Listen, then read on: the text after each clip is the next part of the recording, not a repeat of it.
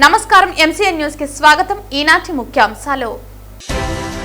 Palamaner agriculture market committee chairman గా తన పేరును ఖరారు చేయడంతో పలమనేరు శాసనసభ్యులు అమర్నాథ్ రెడ్డిని సన్మానించిన గంగవరం మండలం ఆలకుప్పంకు చెందిన రాజన్న వాల్మీకి కులస్తులు. పలమనేరులో వృద్ధుడిని చితకబాది మొబైల్ నగదు దోచుకెళ్లిన వైనం. 4 యువకులపై ఆరోపించిన బాధితులు. వృద్ధుడు రఫీ తలకు 7 కుట్లు. ఓ యువకుడిని అదుపులోకి తీసుకున్న పోలీసులు.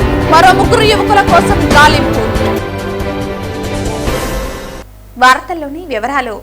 పలమనేరు శాసనసభ్యులు అమర్నాథ్ రెడ్డిని గంగవరం మండలం ఆలకుప్పంకు చెందిన రాజన్న స్థానిక పార్టీ కార్యాలయంలో కలిసి ఘనంగా సన్మానించారు. Palamaneru agriculture market committee chairman తన పేరును ఖరారు చేయడంతో స్థానిక శాసనసభ్యులను ఆయన మర్యాదపూర్వకంగా కలిసి సన్మానించి జ్ఞాపికను అందజేశారు. ఈ సందర్భంగా ఆయన సామాజిక వర్గానికి చెందిన వాల్మీకి కులస్తులు పెద్ద ఎత్తున ఎమ్మెల్యేను మరియు రాజన్నను సన్మానించారు. నియోజకవర్గంలో వాల్మీకులకు ఏఎంసీ చైర్మన్ పదవిని కేటాయించడంపై వారు హర్షం వ్యక్తం చేస్తూ ఎమ్మెల్యేకు ధన్యవాదాలు తెలియజేశారు. ఈ కార్యక్రమంలో బైరెడ్డిపల్లి మండల పార్టీ అధ్యక్షులు కిషోర్ గౌడ్, గంగవరం మండల పార్టీ అధ్యక్షులు సోమశేఖర్ గౌడ్, ప్రధాన కార్యదర్శి ప్రతాప్ రెడ్డి, ప్రముఖ న్యాయవాది భాస్కర్లతో పాటు పలువురు నాయకులు కార్యకర్తలు పాల్గొన్నారు.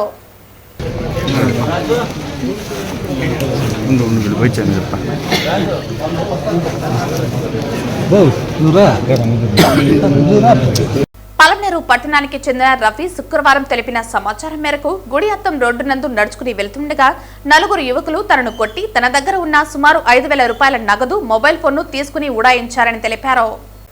పలమనేరు పట్టణానికి చెందిన రఫీ శుక్రవారం తెలిపిన సమాచారం మేరకు గుడిఅత్తం రోడ్డు నందు నడుచుకుని వెళ్తుండగా 4 యువకులు తనను కొట్టి తన దగ్గర ఉన్న సుమారు 5,000 రూపాయల నగదు, మొబైల్ ఫోన్ను తీసుకుని ఉడాయించారు. తన తలకు 7 కుట్లు పడ్డాయని, దీనంతటికీ కారణం 4 యువకులే అంటూ ఆరోపించారు. రఫీ మనవడు సైతం 4 యువకులపైన ఆరోపించాడు. సమాచారం అందుకున్న పలమనేరు పోలీసులు గుడిఅత్తం రోడ్డులో ఉన్న సీసీ కెమెరాలు పరిశీలించగా రఫీని ఓ యువకుడు ఓ వీధిలోనికి తీసుకెళ్తూ ఉండగా మరో 3 యువకులు వెనువెంటనే వెళ్లారు. ఇది గమనించి పోలీసులు అందులో అల్తాఫ్ అనే యువకుడిని గవర్నమెంట్ హాస్పిటల్ దగ్గర అదుపులోకి తీసుకున్నారు. మరో 3 కోసం ముమ్మరంగా గాలింపు చర్యలు చేపట్టారు. ఈ ఘటనపై పోలీసుల దర్యాప్తులో మరిన్ని వివరాలు తెలియాల్సి ఉంది.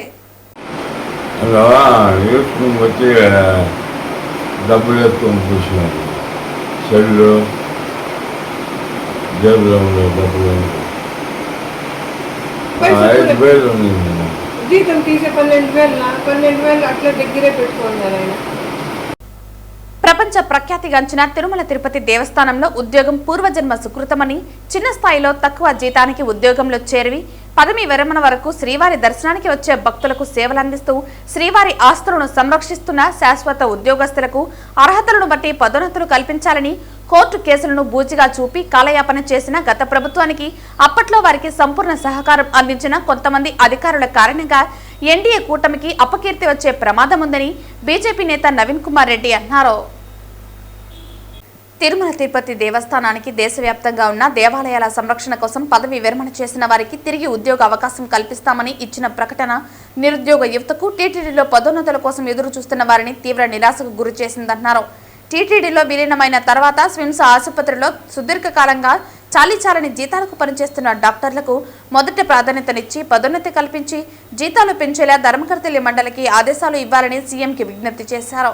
టీటీడీలో ప్రతి నెల అనేక శాఖల్లో అనేక మంది పదవి విరమణ చేసి వెళ్తున్నారే కానీ నూతన ఉద్యోగ అవకాశాల నోటిఫికేషన్పై టీటీడీ దృష్టి సారించకపోవడంతో స్థానికంగా ఉన్న నిరుద్యోగులు ఉద్యోగ అవకాశాల కోసం టీటీడీ వైపు ఆశగా చూస్తున్నారని అన్నారు. టీటీడీలో పదోన్నతుల విషయంలో న్యాయ నిపుణులతో సంప్రదించి కోర్టు నుండి అనుమతి పొంది తద్వారా అర్హత కలిగిన ఉద్యోగులకు వెంటనే పదోన్నతులు కల్పించే దిశగా అడుగులు వేయాలన్నారు. స్విమ్స్ లో తక్కువ జీతాలకు సుదీర్ఘకాలంగా పనిచేస్తూ వయసు రీత్యా దాదాపు అన్ని ప్రభుత్వ ఉద్యోగాలకు అర్హత కోల్పోయారని, అలాంటి వారిని టీటీడీ సహృదయంతో ఆదుకోవాలన్నారు.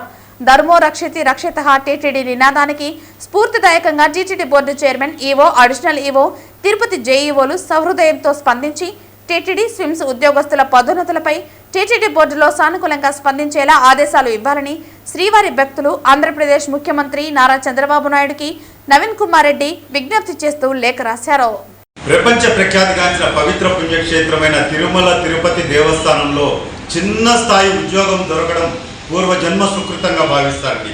ఈరోజు ఎన్డీఏ కూటమి అధికారంలోకి వచ్చిన తర్వాత చంద్రబాబు నాయుడు గారి నాయకత్వంలో నిరుద్యోగ యువతంతా కూడా రాయలసీమ ప్రాంతానికి సంబంధించి టీటీడీ వైపు ఎదురు చూస్తున్నారు.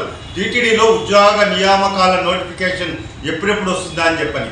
ఇలాంటి సందర్భంలో టీటీడీలో ఇటీవల దేశవ్యాప్తంగా ఉన్నటువంటి దేవాలయాల సంరక్షణ కోసం ఏదైతే టీటీడీ దేవాలయాలు ఉన్నాయో అక్కడ ఒక అధికారిని పెట్టాలని చెప్పని, ఎవరైతే టీటీడీలో పదవీ విరమణ చేస్తుంటారో వాళ్ళని మళ్ళా మేము అవకాశం కల్పిస్తాము అని చెప్పని ఒక నోటిఫికేషన్ ఇవ్వడంతో ఈరోజు నిరుద్యోగ యువతంతా కూడా నిరుత్సాహపడిపోయారు. అదేవిధంగా టీటీడీలో ఉన్నటువంటి ఉద్యోగస్తులంతా కూడా ముక్త కంఠంతో ఖండిస్తున్నారు. దయచేసి సహృదయంతో టీటీడీ ఉన్నతాధికారులు దీన్ని పరిశీలించాలి.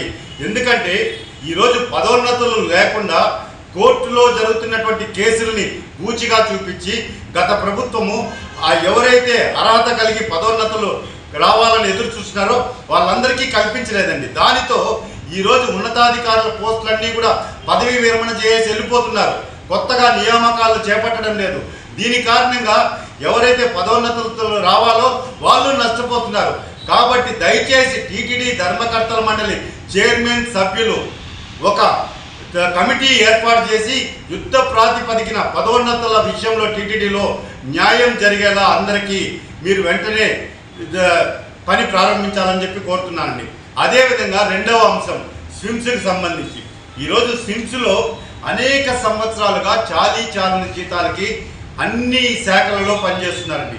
వాళ్ళు ఏ రోజైనా మనం పర్మనెంట్ కాబోతామా లేదా ఖచ్చితంగా మన పదోన్నతి వస్తుంది జీతాలు పెంచుతారని చెప్పని ఎదురు చూస్తా అంటే వాళ్ళని కూడా నిరాశపరిచే పరిస్థితి వస్తుంది. ఈరోజు స్విమ్స్లో ఒక నోటిఫికేషన్ ఇచ్చారు.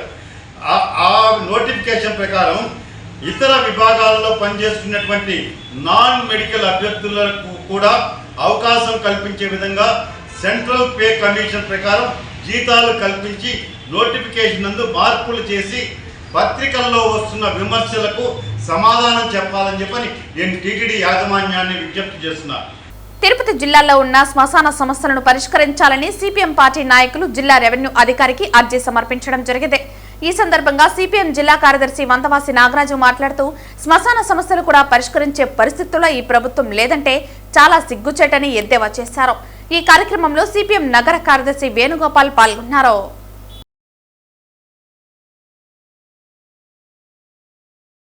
తిరుపతి జిల్లాలో 7 మున్సిపల్ పట్టణాలు 34 మండలాలు ఉన్నాయి. మొత్తం వీటిల్లో 377 గ్రామాల పైగా ఈరోజు శ్మశానాలు లేకుండా వాటికి దారులు లేకుండా చాలా ఇబ్బందులు అవస్థలు పడుతున్న పరిస్థితి ఉంది. గతంలో రెవెన్యూ సదస్సుల్లోనూ అనేక పీజీఆర్ఎస్లోనూ ఫిర్యాదు చేసినప్పటికీ సంబంధిత అధికారులు చర్యలు తీసుకోకుండా తూతూ మంత్రంగా అవి మళ్ళీ వీఆర్ఓలు వచ్చి సంతకాలు పెట్టుకొని మేము పరిష్కరించామని చెప్పే పరిస్థితి ఉంది. ఈరోజు ఎస్సీ పల్లెలు ఎస్టీ పల్లెలు చాలా అవస్థపడుతున్నారు. చాలా గొడవలు జరుగుతున్నాయి. వర్షాల కాలంలో నదుల్లో దాటే పరిస్థితుల్లో ప్రాణాలు కూడా పోయిన పరిస్థితి అనేది ఉంది. ఈ పరిస్థితుల్లో జిల్లా యంత్రాంగం దీన్ని తీవ్రంగా తీసుకొని పరిష్కరించి కనీసం చనిపోయిన తర్వాత ప్రశాంతంగా వాళ్ళ దానం చేసుకోవడానికి అవకాశం కల్పించిన మహాప్రభు అనే పరిస్థితి ఏర్పడింది. ఈరోజు జిల్లా డిఆర్ఓ గారికి నరసింహుల సార్కి సిపిఎం తరఫున రిప్రజెంటేషన్ ఇవ్వడం జరిగింది. ఆయన అన్ని అధికారులకి పంపి నేను చర్యలు తీసుకుంటామని చెప్పారు. లేకపోతే రాబోయే కాలంలో మిగతా అన్ని సంఘాలను కలుపుకొని పెద్ద ఎత్తున సిపిఎం పార్టీ తరఫున ఉద్యమం చేయాల్సి వస్తుంది. ఈ రాష్ట్ర ప్రభుత్వం ఇటువంటి ఏం పెద్ద డబ్బులతో ఖర్చు అయినట్టు కాదు. ఆక్రమణ అయిపోయినాయి చాలా శ్మశానాలు. అనేకమైన శ్మశానాలు దారులు లేకుండా ఉన్నాయి. వాటినైనా కల్పించే పరిస్థితి లేకుండా స్పష్టంగా 1230 జీవో ఉంది. ఆ జీవో ఉన్నా కూడా ఈరోజు అమలు చేయలేని పరిస్థితుల్లో దుర్గతిలో ఈ రాష్ట్ర ప్రభుత్వం ఉంటే చాలా అన్యాయమైన పరిస్థితి. కలెక్టర్ గారు జోక్యం చేసుకొని ఈ సమస్యలను పరిష్కరించాలని చెప్పి సిపిఎం తరఫున డిమాండ్ చేస్తాను. మిద్దెపైన తోటల పెంపకం వలన అనేక ప్రయోజనాలు ఉంటాయని doctor Hemant Kumar retired professor Keerthi Venkaiah అన్నారు. తిరుపతి రైల్వే కాలనీలోని సరస్వతి శిశు మందిర్ పాఠశాలలో శుక్రవారం ఇండియన్ ఆయిల్ కార్పొరేషన్ ఆధ్వర్యంలో మిద్దె తోటల పెంపకంపై శిక్షణా కార్యక్రమాన్ని నిర్వహించారు. ఈ కార్యక్రమానికి పలువురు శాస్త్రవేత్తలు విచ్చేసి ప్రజలు వారి వారి మిద్దెలపైన సేంద్రియ పద్ధతిలో కూరగాయలు ఆకుకూరలు పండించుకోవటం వలన కలిగే ఆరోగ్య ప్రయోజనాలు లాభాలు వివరించారు. ఈ కార్యక్రమంలో గిరిధర్ కృష్ణ, బాలకృష్ణారెడ్డి, గుండాల గోపీనాథ్, పలువురు నగరవాసులు, మహిళలు పాల్గొన్నారు. నమస్కారం అండి. నా పేరు హేమంత్ కుమార్. శ్రీ సరస్వతి శిశు Mandir English medium high school railway కాలనీలో ఉంది. ఆ స్కూల్ మేనేజ్మెంట్ కమిటీకి ప్రెసిడెంట్గా నేను పనిచేస్తున్నాను. సో మేము మా సరస్వతి శిశు మందిర్ స్కూల్లో ఐఓసి ఇండియన్ ఆయిల్ కార్పొరేషన్ వారి సహాయ సహకారాలతో ఆర్థిక సహాయంతో ఒక స్కిల్ డెవలప్మెంట్ సెంటర్ అనేది ప్రారంభించాము. ఈ స్కిల్ డెవలప్మెంట్ సెంటర్లో గతంలో బయో ఎంజైమ్స్ తయారు చేసే దాని మీద, అదేవిధంగా న్యూట్రిషన్ మిల్లెట్స్తో న్యూట్రిషియస్ ఫుడ్స్ తయారు చేసే దాని మీద మేము స్కిల్ డెవలప్మెంట్ ప్రోగ్రామ్స్ రన్ చేశాము. సో ఈరోజు ఈ కార్యక్రమంలో మళ్ళా పునఃప్రారంభం చేశాము.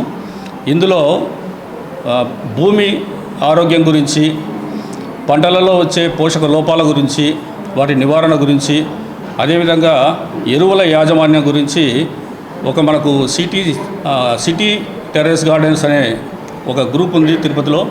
వారి కోసం మనము ఒక కార్యక్రమం ప్రత్యేకంగా చేస్తున్నాము. ఆ కార్యక్రమంలో గౌరవనీయులు వెంకయ్య గారు, రిటైర్డ్ ప్రొఫెసరు అగ్రికల్చర్ యూనివర్సిటీలో, అదేవిధంగా బాలకృష్ణారెడ్డి గారు, రిటైర్డ్ ప్రొఫెసరు అగ్రికల్చర్ యూనివర్సిటీలో వారు, అదేవిధంగా డాక్టర్ గిరిధర్ కృష్ణ గారు అని వ్యవసాయ విశ్వవిద్యాలయంలో డైరెక్టర్ ఆఫ్ రీసెర్చ్గా పనిచేసి రిటైర్ అయినారు. వీరి ముగ్గురి చేత ఈ గ్రూప్ మెంబర్స్కి అందరికీ కూడా ఆరోగ్యకరమైన పంటలను ఏ విధంగా పండించాలా, అదేవిధంగా పౌష్టికర ఆహారాలు ఎట్లా ఉత్పత్తి చేసుకోవాలా, వాళ్ళ ఇంటి మీద డాబాల్లోనే కూరగాయలు పండించేసి మంచి ఆహారాన్ని, పౌష్టికాహారాన్ని వాళ్ళ కుటుంబానికి ఏ విధంగా అందజేసుకోవాలనే విషయాల మీద ఒక శిక్షణ ఇస్తూ ఉన్నాము. సో ఒక కుటుంబానికి, నలుగురున్న కుటుంబానికి 40 నుంచి 50 స్క్వేర్ మీటర్స్ స్థలం ఉంటే సంవత్సరం పొడవునా క్రిమి సంహారాల మందులు లేకోకుండా ఉండేటివి ఫుడ్స్ మనం తయారు చేసుకోవచ్చు, కూరగాయలు తయారు చేసుకోవచ్చు, వాళ్ళ ఆరోగ్యాన్ని పెంపొందించుకోవచ్చు అనే విధంగా మనం శిక్షణ ఇస్తూ ఉన్నాము. సో ఇందులో మాకు ఆర్థిక సహాయం చేసిన ఐఓసి మేనేజ్మెంట్ గారికి, ప్రత్యేకించి కైలాష్ గారికి, వారి ఐఓసి యొక్క డైరెక్టర్ దత్తాత్రేయ గారికి ధన్యవాదాలు తెలుపుకుంటున్నాను. తిరుమలలో అనంత పద్మనాభ వ్రతం సందర్భంగా శనివారం ఉదయం శ్రీవారి పుష్కరిణిలో శాస్త్రోక్తంగా చక్ర స్నానం నిర్వహించారు. అనంత పద్మనాభ వ్రతాన్ని ప్రతి ఏటా తిరుమలలో భాద్రపద శుక్ల చతుర్దశి నాడు నిర్వహిస్తారు.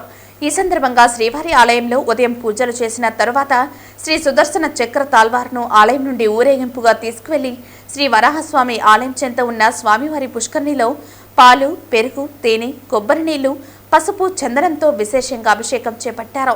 అనంతరం చక్రస్నానం నిర్వహించారు. శ్రీ మహావిష్ణువు అనంతకోటి రూపాలలో కలియుగ ప్రత్యక్ష దైవమైన తిరుమల శ్రీ వెంకటేశ్వర స్వామి వారికి ఎంతో ప్రాశస్త్యముందో అదేవిధంగా శయనమూర్తికి శ్రీ అనంత పద్మనాభ స్వామికి అంతే వైశిష్ట్యం ఉంది. ప్రతి ఏటా ఈ పర్వదినాన దేశవ్యాప్తంగా ఉన్న 108 శ్రీ వైష్ణవ దివ్య క్షేత్రాల్లో అనంత పద్మనాభ వ్రతం నిర్వహించడం ఆనవాయితీగా వస్తోంది. తిరుమల 108 శ్రీ వైష్ణవ దివ్య క్షేత్రాలలో ప్రధానమైనది కావడంతో అనంత పద్మనాభ వ్రతాన్ని అర్చకులు ఆగమోక్తంగా నిర్వహించారు. తిరుమలలో శ్రీవారి బ్రహ్మోత్సవాలలో చివరి రోజున వైకుంఠ ద్వాదశి, రథసప్తమి, అనంత పద్మనాభ వ్రతం పర్వదినాలలో మాత్రమే చక్రస్నానం నిర్వహిస్తారు. ఈ కార్యక్రమంలో టీటీడీ అదనపు ఈవో సిహెచ్ వెంకయ్య చౌదరి, ఆలయ డిప్యూటీ ఈవో లోకనాథం, ఇతర అధికారులు విశేష సంఖ్యలో భక్తులు పాల్గొన్నారు.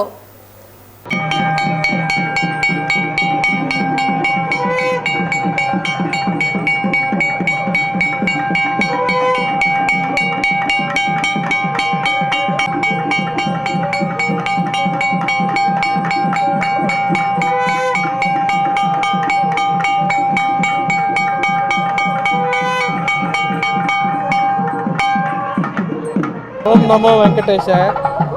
భాద్రపద శుద్ధ చతుర్దశి నాడు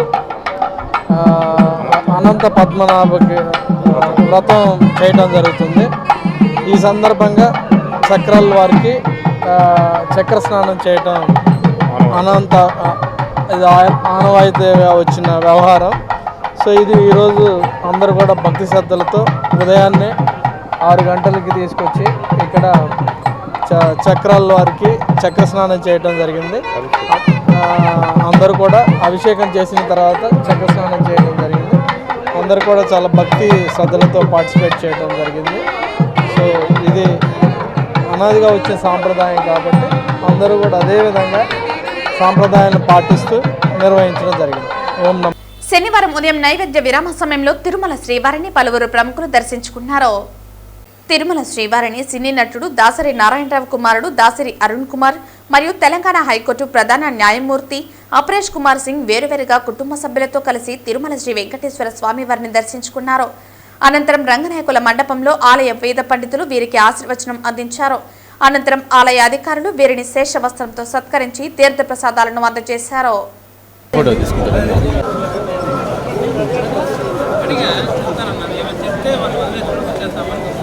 వార్తలు ముగించే ముందు ముఖ్యాంశాలు మరోసారి. Palamaneru agriculture market committee chairman గా తన పేరును ఖరారు చేయడంతో పలమనేరు శాసనసభ్యులు అమర్నాథ్ రెడ్డిని సన్మానించిన గంగవరం మండలం ఆలకుప్పంకు చెందిన రాజన్న వాల్మీకి కులస్తులు. పలమనేరులో వృద్ధుడిని చితకబాది మొబైల్ నగదు దోచుకెళ్లిన వైనం. 4 యువకులపై ఆరోపించిన బాధితులు. వృద్ధుడు రఫీ తలకు 7 కుట్లు. ఓ యువకుడిని అదుపులోకి తీసుకున్న పోలీసులు. మరో 3 యువకుల కోసం గాలింపు. ఈ వార్తలు ఇంతటితో సమాప్తం. తిరిగి వార్తల్లో మళ్ళీ కలుద్దాం. అంతవరకు సెలవు. నమస్కారం.